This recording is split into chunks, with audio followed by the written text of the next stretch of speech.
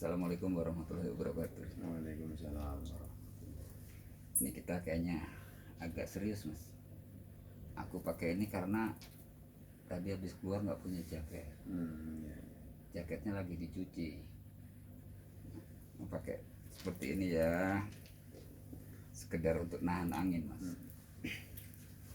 Jadi kita beri salam dulu kepada sahabat-sahabat kita, saudara-saudara kita yang melihat kita mas, yang kebetulan melihat kita karena miliaran mungkin mas tayangan YouTube di muka bumi ini dengan berbagai ceritanya. Itu rokok nggak di ini? Iya, nyari korek Nih tadi. tak nyalain mas, ayo tak nyalain dulu. Nah, maaf nih, kita nih perokok, plus minusnya ada, tapi bagi yang tidak merokok mohon dimaafkan. Gitu ya mas ya? Iya, harap maklum ya. Harap maklum, karena ada teori pemakluman. Jadi kehidupan ini kalau kita arif mas, maklum gitu kan. Maklum. Semuanya damai. Damai. Ya kemarin itu aku tuh gimana ya, lagi-lagi sering mikir tentang obrolan-obrolan gobral gabrul mas ini. Gobral gabrul ya. Gobral gabrul tuh kalau dibahasain Indonesia apa ya, sak keluarnya. Oh iya. Jadi apa yang kita sampaikan itu Iya. sekeluarnya, tapi ya ada remnya mas.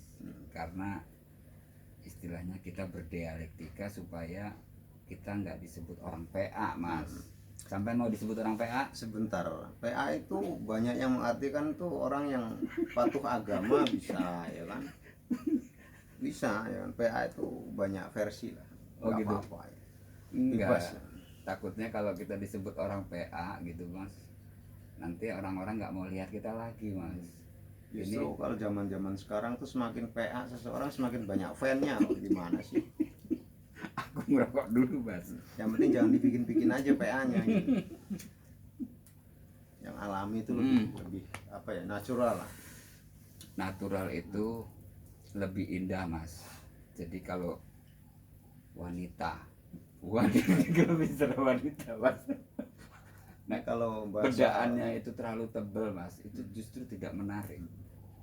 Nah, kalau lihat wanita desa dengan wanita kota kan, jangan bicara itu dulu mas. Kita ya, bicara. soalnya repot kalau kita bahas wanita sampai ujung berung, sampai ujung dunia habis pun nggak ada habisnya. Aduh, jadi jangan melenceng ke luar dari rel kita bicara soal kehidupan. Jadi gini mas, aku tuh suka mikir kalau bicara spiritual, terus dimensi-dimensi yang mengikuti. Kemarin itu mas, aku ngeliat di YouTube ya, di YouTube itu spiritual kok cenderungnya lebih ke arah ilmu-ilmu yang terkait dengan, mohon maaf mas, mistik. Pertajamlah spiritual anda sehingga Agar bisa terbang, bisa ini bisa itulah bla bla bla banyak. menyembuhkan wong sing panuan, bisa memberi Iya. apa kekuatan dan sebagainya. Nah, menurut Mas Kus itu gimana Mas? Apa ini mau diluruskan lagi? Soalnya saya nggak bisa mengeneralisir bahwa pemahaman spiritual ini kan yang bergulir itu seperti menarik kesadaran kita menjadi satu nilai-nilai kebenaran. Ih, spiritual orangnya jenggotan terus baunya wangi gitu mas. Iya. Menurut Mas Kus gimana? Ya menurut saya pribadi ya, semua insan ya, atau bahasa gampangnya makhluk yang mempunyai nama yang disebut manusia ya, itu terlahir penuh dengan segala fasilitas.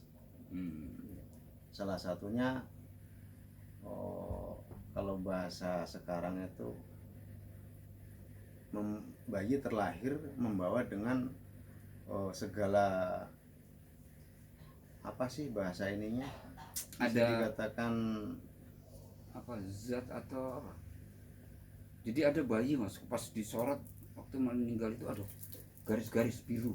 bukan begitu maksudnya. Oh, gimana? Jadi semua bayi ya, Hmm. semua bayi manusia terlahir tuh membawa dengan fasilitas yang dari pencipta ya, yang maha pencipta, difasilitasi segala jenis ya, intinya untuk bekal manusia untuk menjalankan rel kehidupan atau rel kemanusiaan tadi. Hmm. Dan itu salah satunya ya spiritual tadi. Jadi kembali lagi ya, bahkan sejak terciptanya manusia nilai spiritual itu Ada di setiap insan. kuat mana. Saya pernah cerita antara vertikal, horizontal. Vertikal hubungan dengan Tuhan, dengan Allah, horizontal dengan sesama manusia dan makhluk hidup lainnya dan alam. Itu energinya lebih, maksudnya secara garis spiritualnya kekuatannya ada di mana mas? Gini saja, kalau dibilang lebih utamanya mana ya? Kalau dibilang lebih utama ya antara dirinya sang pencipta, nanti yang lain mengikuti. Oh, jadi lebih ke vertikal. Iya, ke vertikal dulu, nanti yang ke horizontal itu akan mengiringi dengan sendirinya. Jadi vertikal, kemudian nanti ada turunannya yang berimbas ke horizontal. Iya. Nah, kalau begitu sedikit kita bisa membedah mas gambaran dari 2 sesi pertama kita bicara spiritual.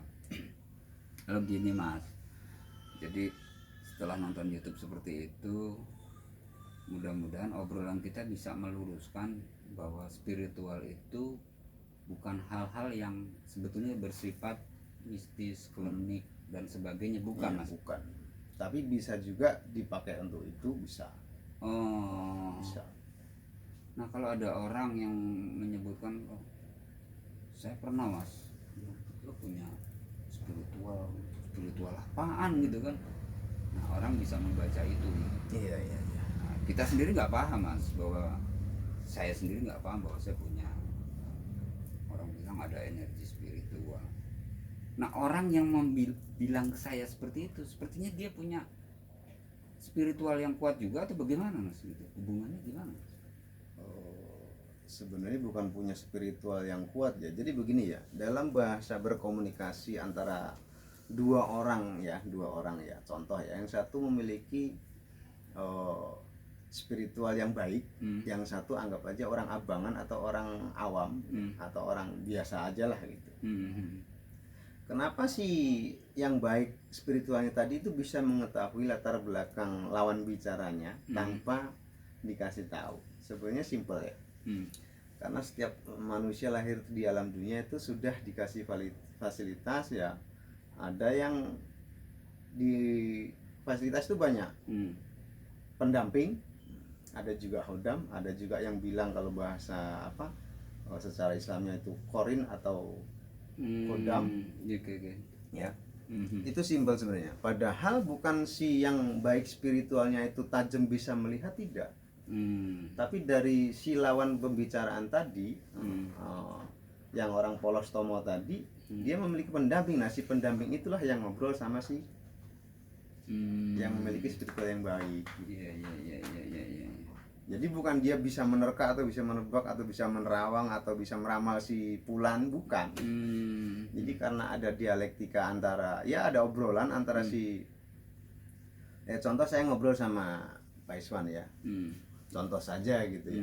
Pak Iswan ini sih memiliki spiritual yang baik dan saya orang polos gitu. Begitu saya datang, Pak Iswan langsung bilang ke saya, waduh Mas Kus, kok saya lihat di belakang ini penuh dengan berkecamuk, apa namanya, ada yang putih-putih, pokoknya penuh dengan problema itu. Otomatis kan saya nanya kan, karena saya orang baru datang kok tahu ditebak begitu. Padahal yang bukan berarti Pak Iswan hebat bisa melihat, bisa nerawang, tidak. Karena tadi spiritualnya baik ya kan, bisa panca inderanya itu tajam. Bisa dikatakan tuh kalau kaca tuh bening, tembus segala macam lah gitu. Nah si pendamping saya tadi, kalau bahasa syariatnya itu mungkin 2 malaikat rokib atau atid ya kan, itu memberitahu kepada jenengan gitu. Nah, saya nggak mau berpolemik dengan pendapat orang tentang saya, tapi begini, kok ada dalam pikiran saya gini Mas, spiritual yang tadi saya bilang vertikal horizontal, utamanya ke vertikal dulu, nanti berimbas ke horizontal. Iya, benar. Nah, kelihatannya ada, ini bahasa Mas, bahasanya kalau orang bilang ada penggerusan. Oh iya. Spiritual kita tergerus dalam makna-makna yang horizon, kehidupan. Kehidupan ini materi toh Mas. Iya. Dunia Iya, ini toh sifatnya materi. materi dunia itu. Nah, ketika kita tergerus, spiritual kita ke atas yang vertikal ini juga berkurang Mas, kadarnya Mas. Karena kita sibuk dengan nilai-nilai spiritual yang ada di kehidupan, yang sifatnya materi. Yang sifatnya materi. Jadi dialektika kita tentang kehidupan itu baik secara yang di kepala dan di hati ini lebih dipengaruhi pada nilai-nilai spiritual. Begitu nggak Mas? Iya, itu tepat itu. Gitu. Nah, realitas yang terjadi sekarang ini dengan kondisi yang seperti itu, apakah ada semacam tanda-tanda ya Mas yang Allah berikan bahwa iki loh manusia ki secara spiritual sudah lebih ke materi dan manusia ini harus eling Mas. Eling. Kalau bahasa Jawa tuh eling kan Mas Podo. Iya.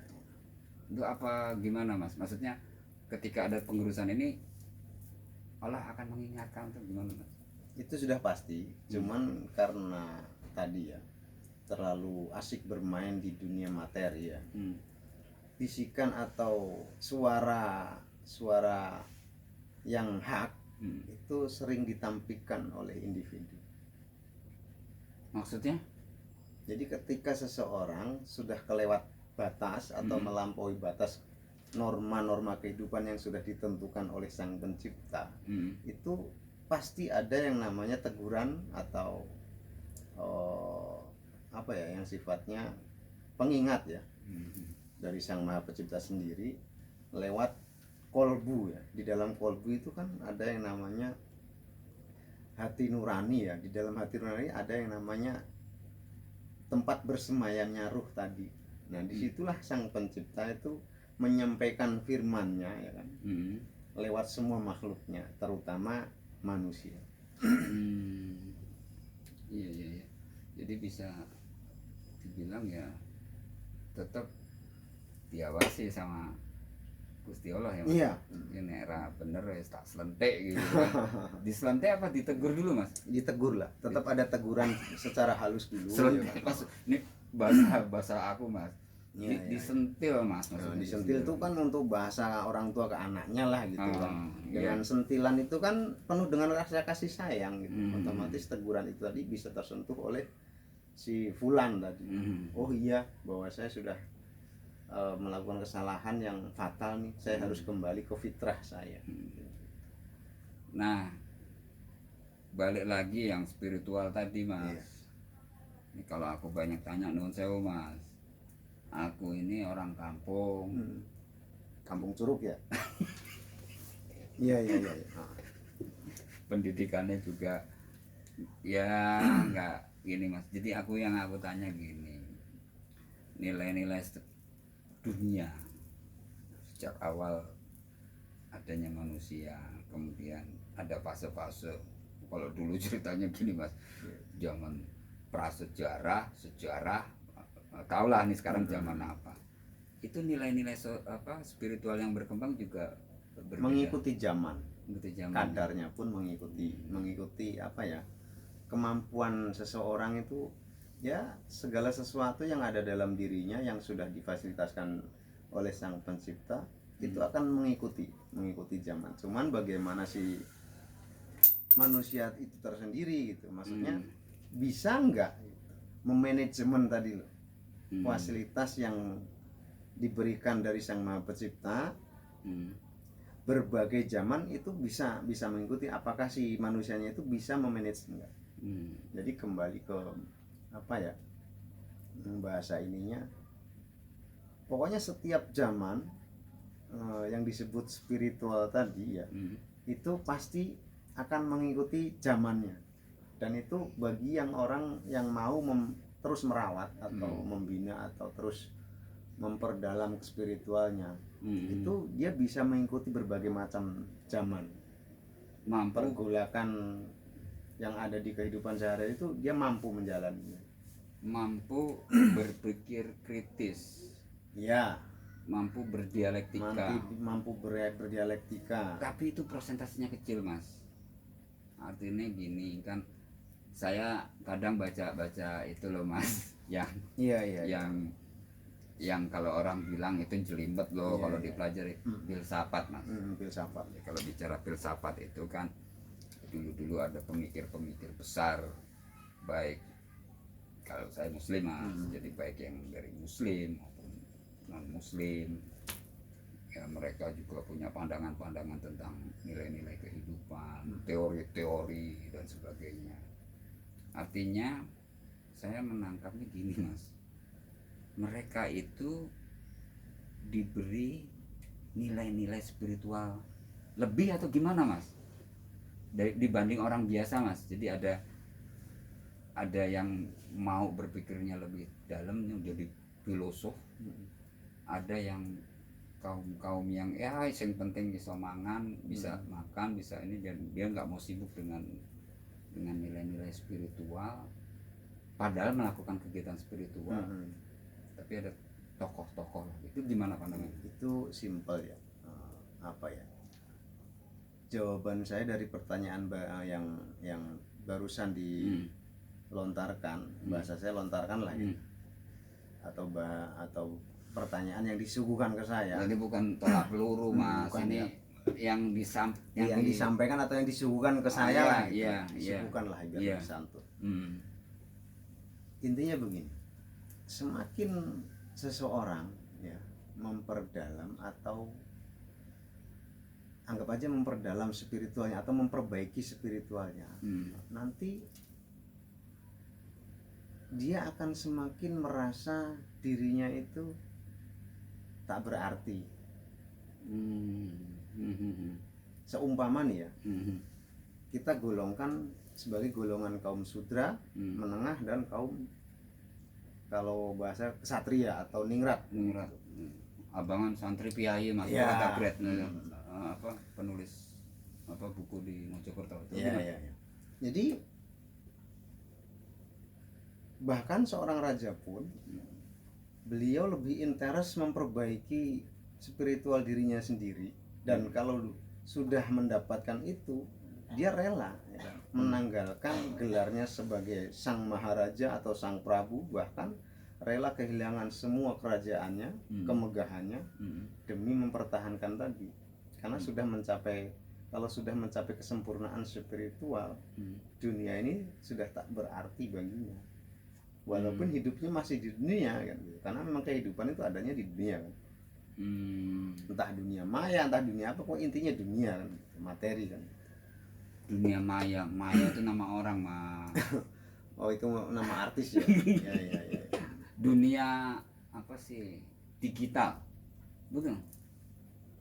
Ya intinya yang sifatnya materi akan ditanggalkan demi mencapai kesempurnaan tadi.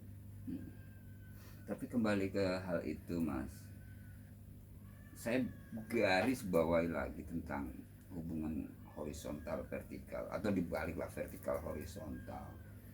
Ketika orang hidup di dunia itu kan yaitu materi. Nah, ketika mereka itu fokus pada pemikiran spiritual, mendalami spiritual, sementara kan hidup di dunia, Mas, yang perlu materi. Iya, benar itu. Itu gimana gambarannya ya? Yang saya pahami misalnya gini, Mas, ada orang yang mau puasa sampai sekian tahun, bahkan atau dia rela mengasih duitnya ke orang lain walaupun dia nggak punya, gitu kan. sampai dia mau berkorban yang sebetulnya dia membutuhkan. Itu kan dia mungkin nilai-nilai 10. Itu gimana realitas yang seperti itu? Memang sudah pada tataran yang tertinggi atau bagaimana, Mas? Itu bisa dikatakan masih proses. Oh, masih proses. Ya, masih proses. Karena yang disebut spiritual tahap kesempurnaan itu lebih interest seseorang itu tidak mau berkecamuk atau hidup ngeriung bersama masyarakat, itu tidak mau. Beliau apa ini? Ini jemputan saya, Mas. Memang saya janji tolong tunggu, Mas. Selesai ini saya balik. Pantas sudah pakai jas rapi dari tadi ya. Waduh. Oke. Jemputan pas jadi naik, nanti muter aja turun lagi, Mas, di situ. Nggak terbang, nggak. Sorry, Mas. Iya, nggak apa-apa. Oke, tadi apa tadi? Lupa nggak? Enggak. Apa? Jadi orang yang sudah mencapai tahap kesempurnaan spiritual, yaitu lebih interest bahasa gaulnya sekarang tuh, dia lebih mementingkan percintaannya terhadap Sang Pencipta. Jadi setiap hari itu hanya yang dipikirkan hanya ingin bercinta saja. Kalau bahasa anak gaul ini pengen bercinta. Tapi untung, Mas, kalau orang semuanya seperti itu bagaimana, Mas? Kehidupan ini bisa nggak? Ya nggak mungkin, karena semua itu sudah ada pada takarannya masing-masing, ada pada takarannya. Oh gitu, ya. Ini menarik, Mas, tapi lebih menarik lagi kalau saya ngopi, Mas. Iya, silakan diminum. Mas. Iya. Ini minum kopi. Jadi buat teman-teman semua, monggo ngopi. Kembali soal kadar spiritual semua individu ya. Setiap insan dilahirkan dengan berbagai macam fasilitas yang ada, tapi ada kadar yang dibatasi kadarnya. Tujuannya apa? Supaya manusia itu mengetahui batasannya. Makanya ada bahasa jangan sampai melampaui batas kan gitu. Karena kalau manusia sudah melampaui batas, maka akan hilang yang namanya tadi falsafah negara ini yang disebut ketuhanan, itu akan hilang. Kalau dalam falsafah Jawa ada istilah sederhana, Mas. Ngono ya ngono, neng ojo ngono.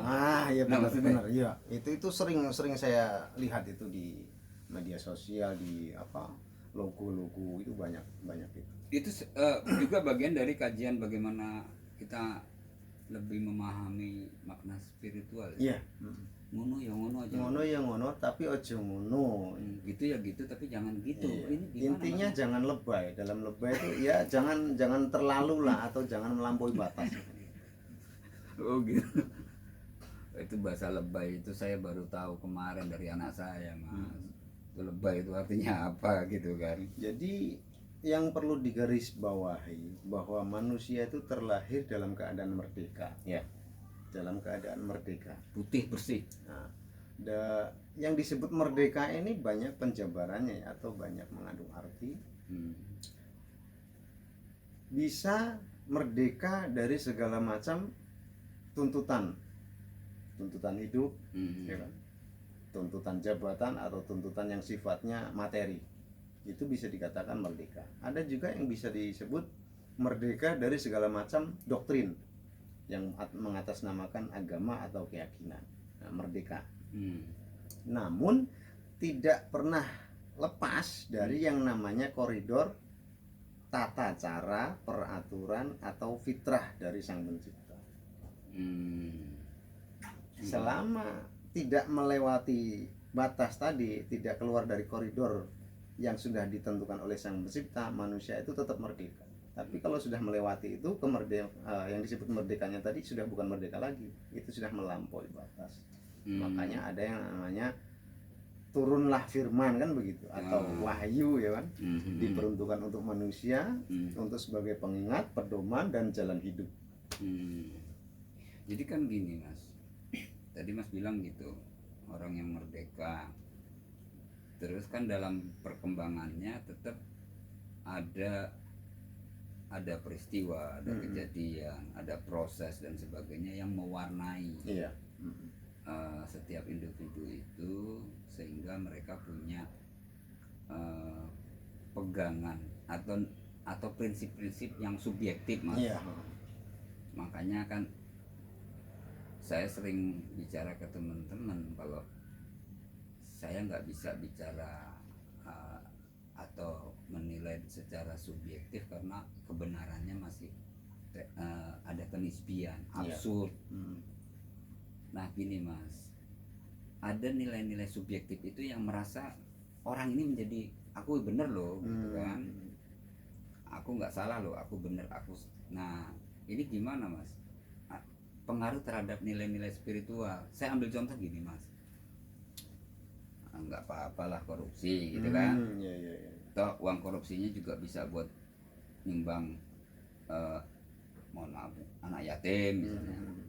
Korupsi ini juga aku pakai buat untuk kepentingan yang baik-baik gitu. Nah, ini kebenaran yang subjektifnya dia berlaku yang menjadi keyakinan dia itu, makanya dia melakukan hal yang dalam konteks manusia dan mungkin Tuhan juga ya, Allah ini tidak benar, melanggar norma. Itu gimana Mas? Jadi begini, kebanyakan orang ya, itu lebih sibuk atau lebih apa ya, lebih suka mencari pembenaran atau buku pembenaran atau buku kebenaran daripada kebenaran itu sendiri.